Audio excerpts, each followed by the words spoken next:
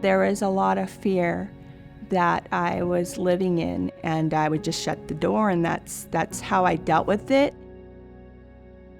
I grew up with a very angry father. It was like walking on eggshells because I didn't know what type of temperament he was going to be in and if he was going to hurt my mother.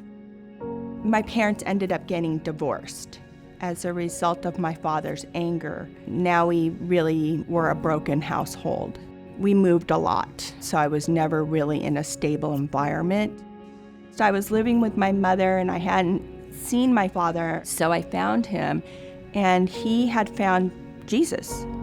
And he was going to church, and he had an active relationship walking with the Lord. And when I would go to visit him, I noticed something was different. There was a lot more peace and love in his environment, in his household, and I wanted what he had. And he introduced me to Jesus.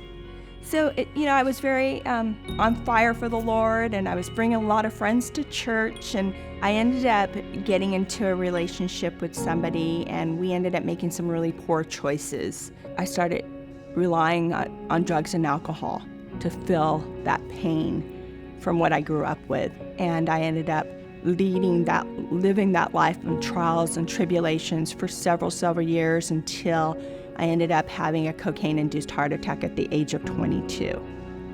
And that's when I was introduced to life sobriety. I went through so many years of counseling. It's only by the grace of God that my father actually went through these counseling sessions and years of counseling and 12-step programs with me.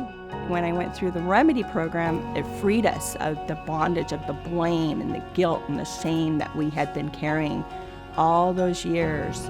We don't burst out in violent tempers and stuff like that anymore. We communicate effectively with each other.